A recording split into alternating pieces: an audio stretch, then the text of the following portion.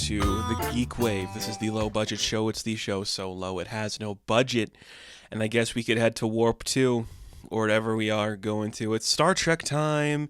That's right. We've talked a lot about Star Wars over the years on this show. Rarely got into Star Trek.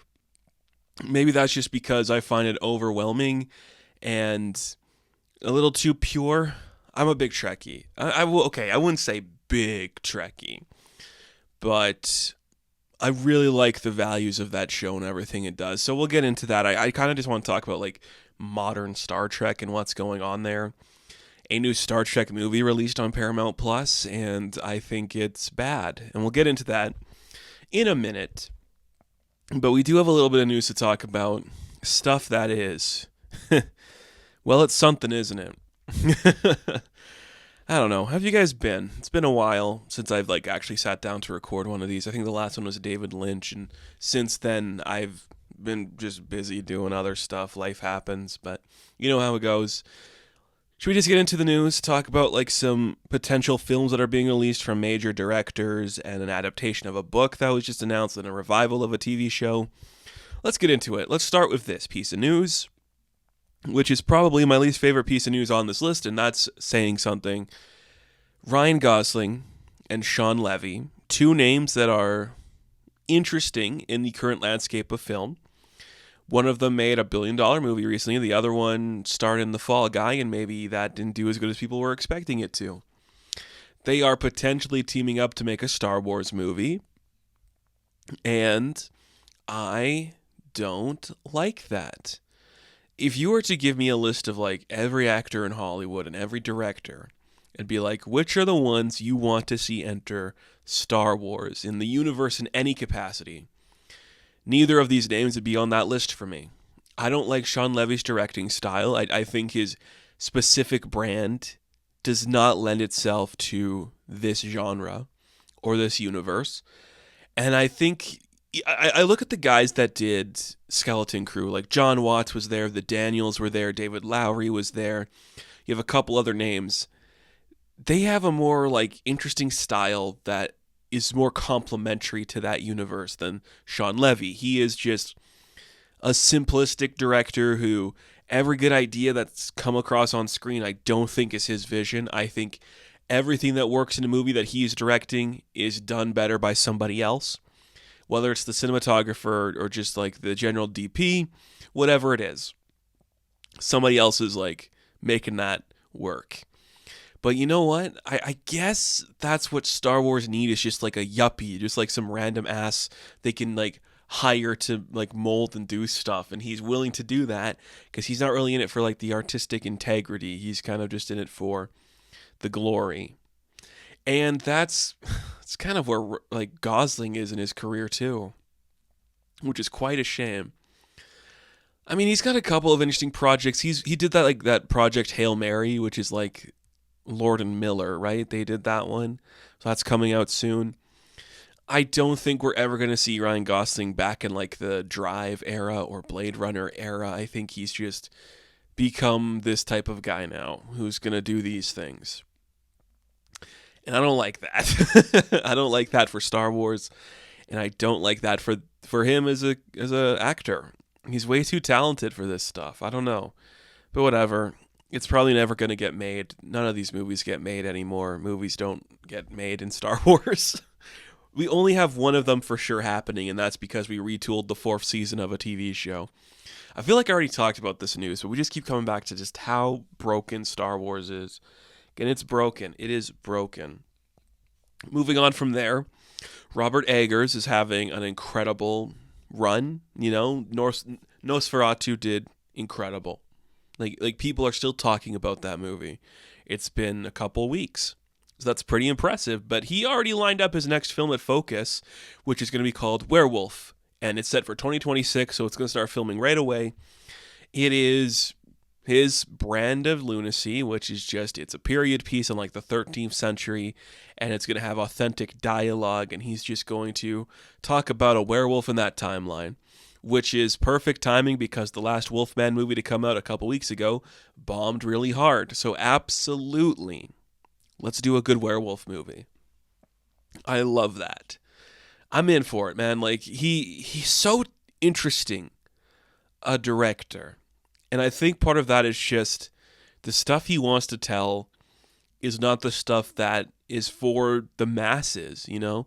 None of his movies have like huge commercial success, Nosferatu probably being the most notable. But that's the kind of stuff we should be celebrating as directors getting the chance to get their limited budget, make something big and epic, and do something cool with it. I really like that. I really dig that. A cool werewolf movie, that's never a bad thing. I'm here for that. And he's potentially going to be directing a reboot of Labyrinth. We'll see what happens there. I mean, that movie, I don't know how you would do that today. And I don't think he's a Jim Henson type of director, you know, where like it's that visual style. But maybe that is him being like, if I do this, if I do the Labyrinth movie, like I got to make my Nosferatu reboot, I did my Northman, my werewolf movie. If I do Labyrinth, think of what they'll let me do when that makes 200 million domestic. I think that's how he's thinking. Like that's how he's playing. And I don't know if Labyrinth could do 200 million domestic, but that one would easily make more than any of his other ones. That could be like a Bad Boys for Life kind of hit, you know? So that's very interesting. I'm excited for the werewolf one. It's coming out next year. And if he does Labyrinth 2028, potentially, that's kind of interesting, you know? I think we'll talk about Labyrinth more if that like actually gets confirmed or is like something that's really going to happen. Who would you want to see as like a Jareth type? I don't know if there's like a modern person who does Bowie, right? Like I'm trying to think of who's like an actor singer that could really hit that level of beauty, and I don't know where we'd go. I feel like the fear would be Lady Gaga, which I think would still be really good. She's still a great choice for that. But I don't know. You'd have to find the right person, or you go completely in the opposite direction and just make it Willem Dafoe or something. We'll see what happens. Speaking of we'll see what happens, it looks like Wicked's director, John M. Chu, has signed on to his next project, eyeing a 2028 release, which is going to be an animated adaptation of the Dr. Seuss story, Oh, the Places You'll Go.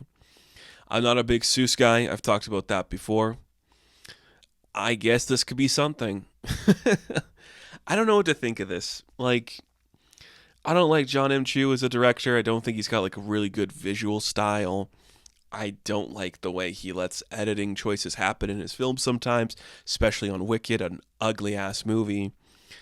But, I don't know, just supervising like an animated film, I don't think there's much you could mess up in that capacity.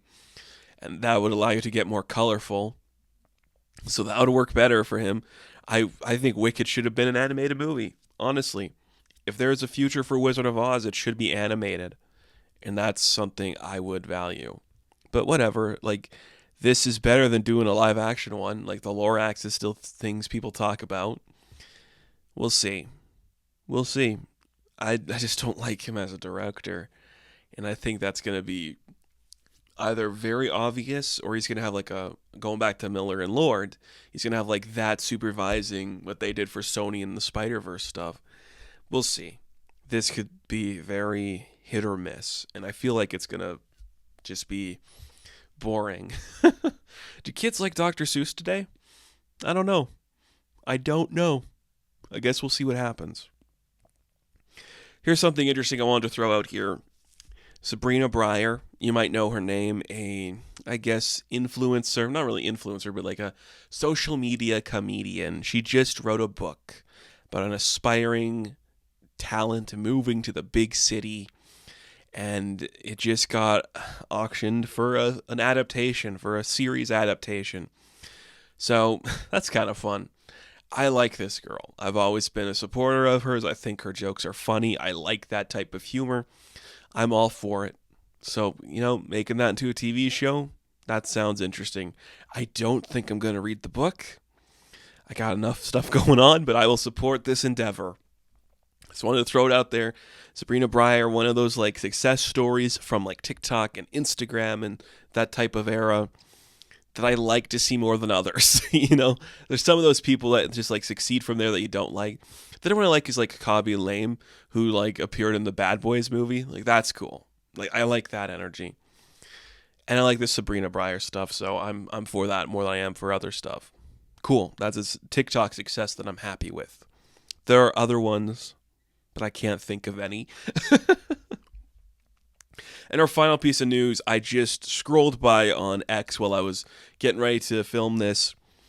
Buffy the Vampire Slayer might be getting a series relaunch over at Hulu with Sarah Michelle Gellar reprising the role, which is, I don't know how I feel about that. I don't know what you can say about Buffy today. I don't know. Like, I'm for Sarah Michelle Gellar doing more stuff, but I'm just not interested in seeing what that stuff is today. The weirdest part of this, and I don't know if this is true, Chloe Zhao is set to direct some episodes. Like, what are you talking about? Why would she go to television? She shouldn't. Make a big movie again. When's Hamnet coming out? Soon, right? It should be soon. She's cool. I don't know. Everything's weird. The industry's kind of broken. Every time I see one of these ill-advised like reboots of a classic property headed to Hulu or Disney, I just go, what was that Lizzie McGuire show that you couldn't get that made? What was that? What was that going to look like? Man, I really wanted that Lizzie McGuire show to work. None of this is interesting. I don't care about a Buffy revival. I don't know who that's going to be for. Like the Veronica Mars one didn't work, you know? Frasier failed this year too. None of these are working. Stop trying them. But whatever. Who cares anymore? Let's take a quick break, and when we come back, let's go where no man has gone before.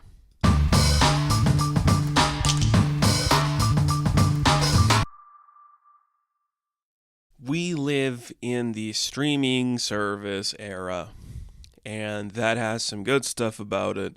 That has some bad stuff about it.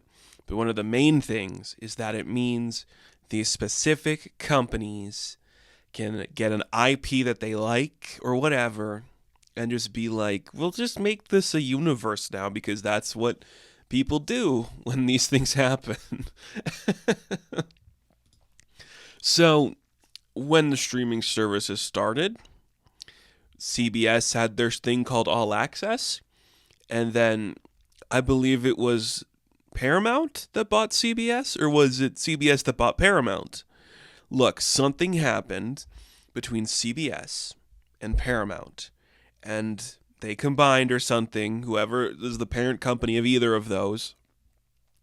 So now we have Paramount Plus as like the mainstay, but some of these shows were on like other places for a minute or something. It's exhausting and it's weird. I know in Canada here, a couple of the ones I watch, they stream on like CTV, City TV, is that what it is here? The Sci-Fi channel, whatever that is in Canada now. But what I'm saying is CBS/Paramount bought the entire library to Star Trek a while ago. And they got the back catalog so you can watch all the movies, you can watch all the other shows, the original series, and Next Generation, and Deep Space Nine, and Voyager, and Enterprise, all the subsequent movies from there. The Calvin timeline stuff is also on theirs. They are the home to Star Trek. But the thing about everything I just said is that those are from an earlier era when things were just a little bit different, before the streaming era took off, before these things became the mainstream and what have you. So when was the last of like the Abrams era movies? Was it like 2017? Was that the last one? I'm going to look it up. Star Trek Beyond. I think that's the one it was, right? 2016. Okay. That was a while ago now. That was so long ago. That's a good one. So immediately following that in 2017 is when Discovery starts. And that's when the bold new era of Star Trek happens, where we're going to do new characters, kind of. A new Star Trek era begins for television. Star Trek is coming back to television in a big bad way. Modern cameras, modern effects. It's going to be a streaming phenomenon, I suppose. And then we got a couple of shows out of it. And truthfully, it's very weird. I don't know how I feel fully about this new era of Star Trek. And I think the easiest thing to compare it to is The Mandalorian, Book of Boba Fett, Andor, Ahsoka, like Obi-Wan, like that stuff happening for Star Wars, the Acolyte and Skeleton Crew. Because it's in the same universe, but it's new actors. It all looks very different than the stuff that you know this franchise to look like, but we're supposed to believe it's the same thing. And they have a couple that are just like the same. Like Picard is just essentially Obi-Wan. One of them's better than the other one, but I won't say whether that's true or not. But yeah, like we just wrap up the trilogy of Abrams adjacent movies, and suddenly Star Trek's return to television. And we're going to get some strange new concepts. Like, what about animated projects in that world? What about it? What about these different types of stories? Or we could, like, relaunch characters' journeys and see where they ended up later. Or, like, what about a prequel series that maybe or maybe isn't connected to the original series, or whatever that's going to look like? Is it in the actual series of, like, the Shatner and Nimoy stuff? Or is it just we're building up to just doing Star Trek again? It's very weird. And truthfully, I like a couple of the shows. I think there's some very huge fundamental flaws with modern Star Trek. And part of it is that this is not like a cinematic universe. It should never feel like that. It should feel like dumb science fiction with a message. It's exactly why I'm hesitant, and I've said this so many times, it's exactly why I'm hesitant about anybody redoing Barbarella. Because you miss the point if you go too flashy, if you go too science fiction-y. You miss the point of that character. If there's like immense gunfire every single moment Barbarella is in a movie, that's not the point. That's the same for Star Trek. It should not be about the gunfire or the lasers that are being shot. It's about like humanity having completed itself, finding its whole reason to exist and being and coming together and everything, and then bringing that symbiotic nature of the entirety of the world joining as one and bringing that to the galaxy through peace and diplomacy and compassion. And I think some of the shows get that. And I know there's people who are like, why can't we see something different happen in these things? And you know what? I understand that. I understand how you want to see diversity within like a franchise. The problem is these are all about the same company, like it's all about Starfleet. So there's a core message that has to be throughout all of it. And I think some of the shows do that better than others. And I think some of them just straight up fail. Now, the reason we're talking about this right now is because we just got a new movie released to Paramount Plus called Section 31. This was in development for a very long time. It was originally going to be like a TV spinoff. And the basic concept is just the opposite of what Star Trek is about. The original pitch for Section 31 is like the Black Ops team that's hidden from Starfleet that do like the secret missions that nobody else can. And just hearing that sentence, I hate it. Like, that is just not Star Trek. That is not what should be happening. And then Michelle Yeoh is going to star in that show because it's her character from Discovery who is like from an alternate mirror dimension. I can't remember what happens. We'll get to Discovery in a minute here. I want to talk about Section 31. So then it just like she wins an Oscar before they start filming, but they're like, we're contractually obligated to make a movie. or make something with her. So I guess we'll do like a 90-minute film about like her past and how she's working with the secret team. It is, and I say this without hyperbole, the worst thing with the Star Trek name slapped on it. There is some real dog shit within the Star Trek universe. There is. I don't love every show. I don't love every movie. I think there are some really bad choices that are made in shows we're going to talk about, but none of them just make me as disappointed as Section 31 did. It is an abysmal experience that is so standard and subpar and completely the opposite of what makes Star Trek Star Trek. And I hate that so much. I don't even like talking about it. It is the worst thing I've seen in a very long time. It makes me mad, and it's going to have no bearing on anyone's life. No one's going to talk about this ever. Like, the Red Letter Media guys covered it. It's dead. No one else is going to talk about it. There's nothing left to do. It was just a waste of everyone's time, money, and effort, and Star Trek is just kind of trapped right now. And oh man, it's such a shame. It's in the same boat as Star Wars, which is crazy to think that the two most important science fiction franchises ever are just trapped in this weird stasis of not understanding what makes their, ideas prominent and important. And it's just so weird that that's where we are right now with these franchises. Like, we are getting a Starfleet Academy TV show that has been worked on for a while. I believe it is filmed. I believe Paul Giamatti is going to have a recurring role in it. And I'm just thinking, if this was in any other era of Star Trek, that would almost be compelling. I think that'd be a really cool idea. These young characters coming from different walks of life, confused about the world and trying to understand, like, where do we go from here? What's next for us? Do I learn a lesson of diplomacy? Do I understand bigotry in a new way? Like, how do we figure out how we join in Starfleet? How do we get on the ship? What do we have to do to get there? What do we have to learn? And I just don't think that's what we're going to see from that Starfleet show. I think it's going to be interpersonal drama that is just subpar CW bullshit that doesn't go anywhere. I hate that so much.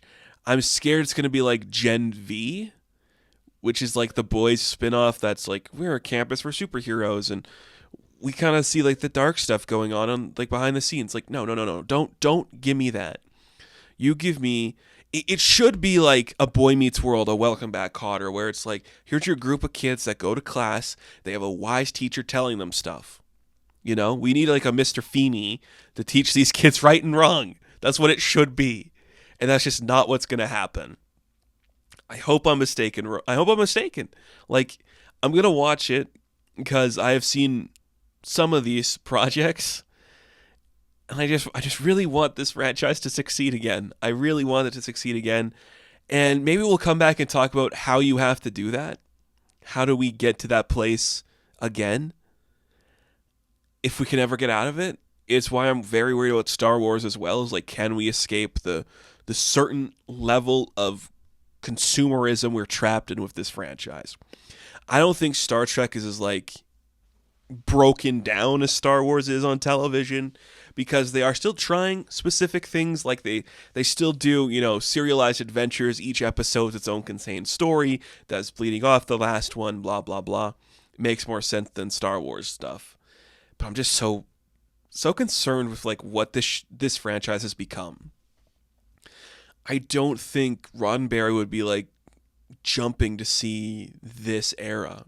I think he'd be like, well, we tried. It reminds me a lot of when Steven Hillenburg passed away for SpongeBob, and then Nickelodeon immediately is like, spin-off, Camp Coral, Patrick Star Show, Sandy's getting a movie, Plankton's getting a movie, we're doing all these different things with these characters, defeating the core belief of what SpongeBob was.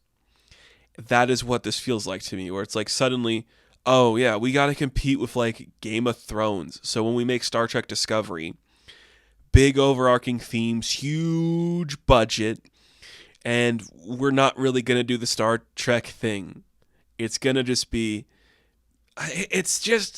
Discovery is my least favorite of all the shows. It's the one I actually stopped watching of all the ones I've watched because I just couldn't sit through it anymore. I think just because you have the names of things I like and you have, you know, races of species I like and you show me cool ships and stuff, that's not enough to win me over anymore. I think that show was too flashy for its own good, and on the rare occasion it had something to say, it did fine, but it never got over the hump of just missing the point. It was just too bombastic and too loud in its interpretation, and that is not what Star Trek should be. Star Trek is just not, it's not like timid's what I would say, but it's never about the actual like space faring nature to it where it's like big ships and everything's going crazy. It's never like that. It should never be like that. And I think that show, it was just trying too hard to go in so many directions. None of the characters really stood out. Like, I can't name a single character from the show, which is a shame. Because, I mean, I think for the rest of them, I could at least tell you, like, what was happening with most of it. But for running for, like, 5 seasons, my goodness, like, what have we accomplished with it? Like, it's nobody's favorite era. It's nobody's favorite, like, time. I don't know. It's weird. It's not interesting. I don't know. I just Googled it. And it looks like they were doing $8 million an episode. What are you talking about? That should not be the case for that, man.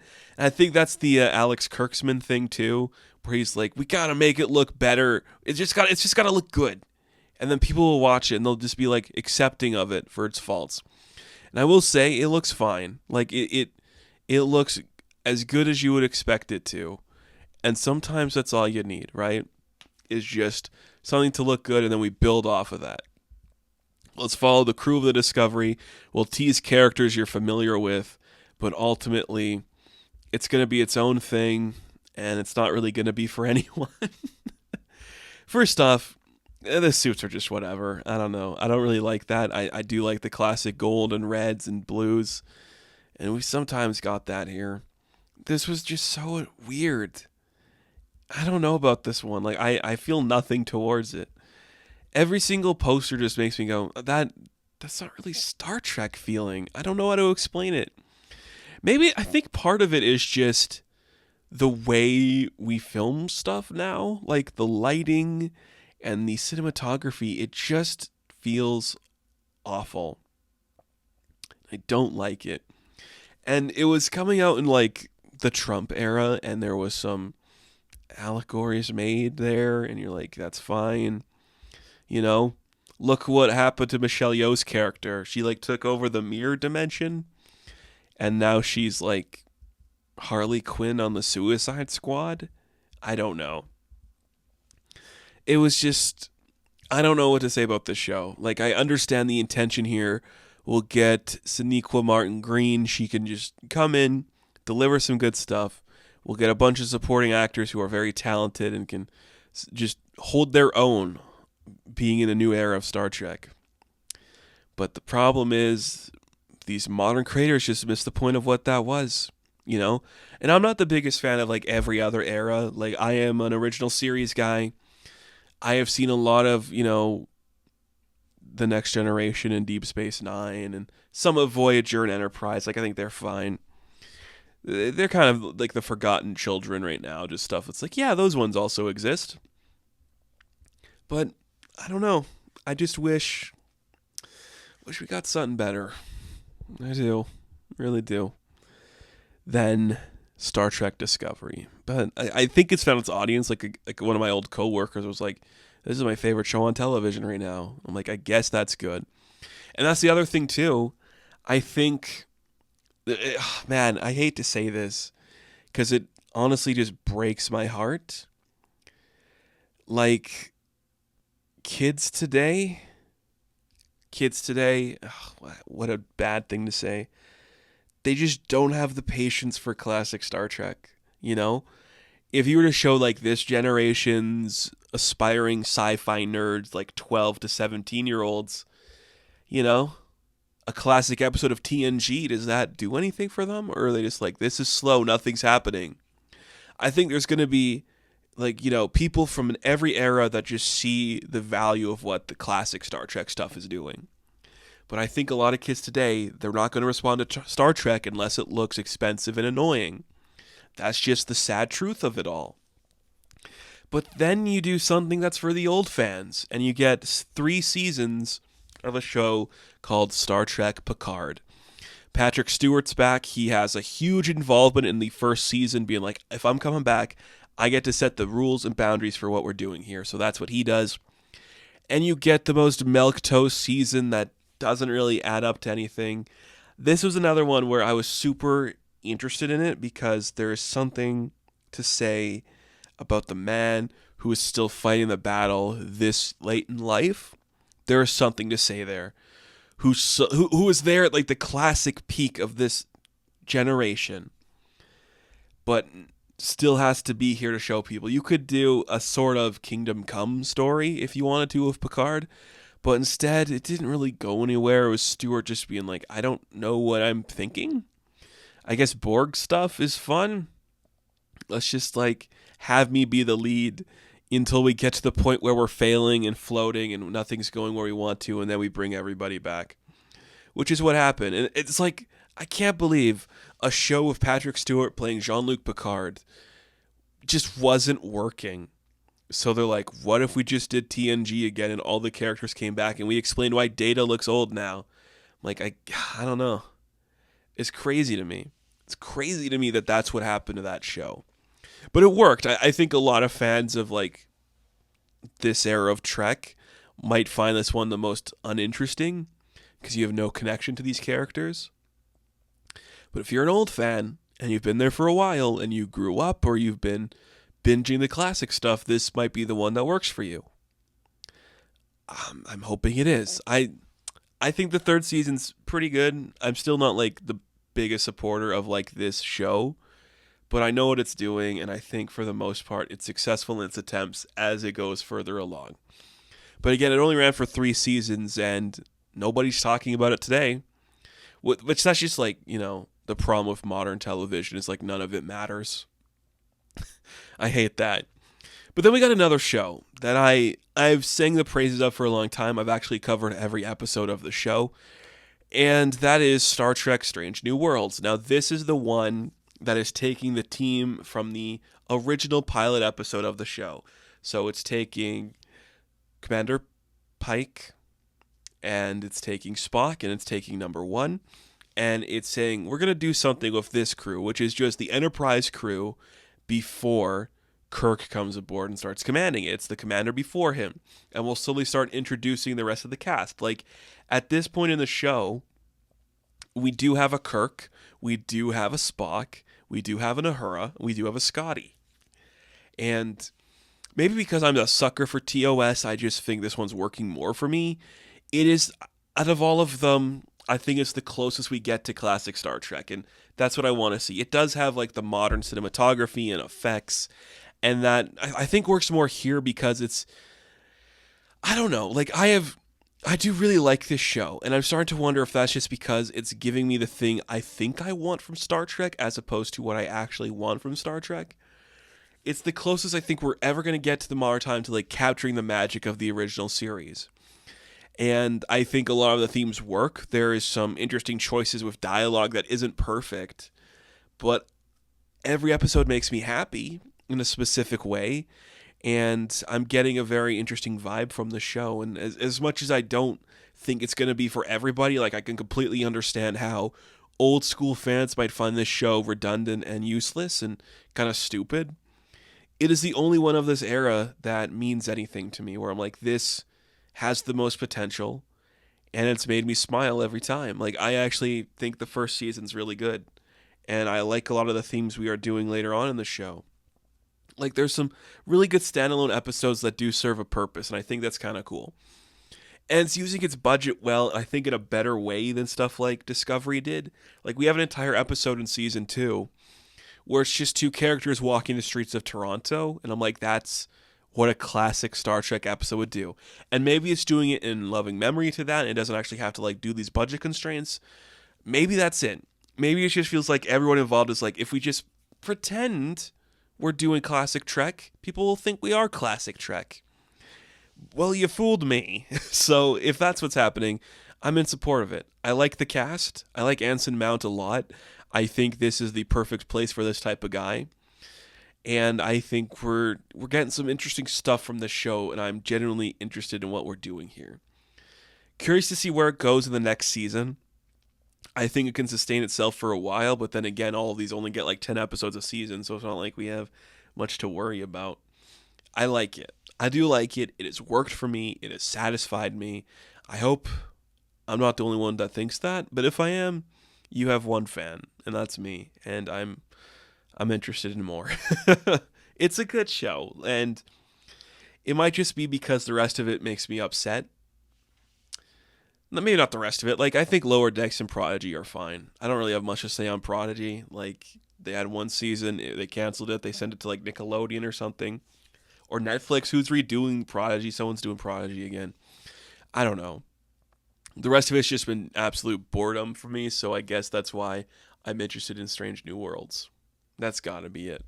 Then we have Lower Decks, which I already mentioned. This is the animated show that ran for 5 seasons. It just ended last year.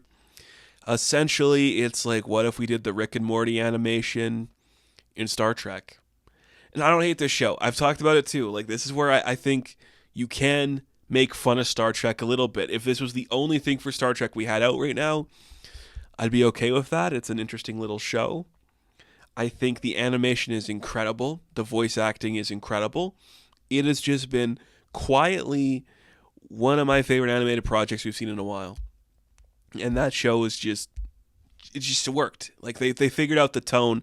You can tell real Star Trek nerds wrote it, and it wasn't just people like, what if we just make fun of Star Trek? And we've seen that before in other shows, just like, we're going to do a comedy that's just making fun of this thing you like. That's not what Lower Decks is. Lower Decks has all of the same aspirational, inspirational visions of Star Trek. But it's also like, isn't it funny that this stuff happens in here and the characters act like a real character would in this universe?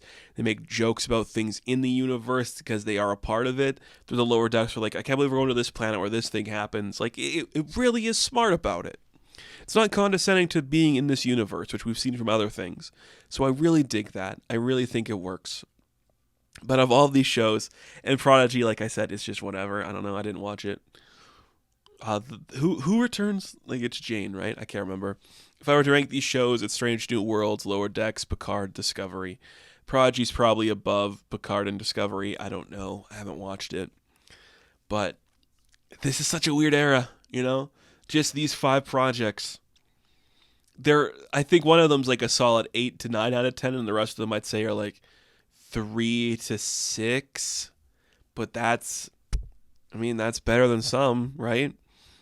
I would rather watch Picard and Lower Decks and Strange New Worlds over anything that Star Wars has put out recently. So that's something, right? That's something. I think we'll come back, maybe if we ever get like announcement of a reboot, what we would do. Do we just start over like in a new universe or something? I don't know. We'll think about it. But Modern Trek is very interesting. Section 31 is garbage on fire. I hate it with a passion. And I don't know where we go from here. And maybe that's the problem. But we'll see. Anyways, that's going to do it for this episode. Go watch Strange New World Season 3 when it comes out. I think that one will at least introduce Bones, which could be fun. Thank you all for watching this video. Be sure to like and subscribe to the channel. As always, you can check me out on Instagram, TikTok, and Twitter. And of course, I will catch you in the next one. Have fun. Stay safe. Good luck.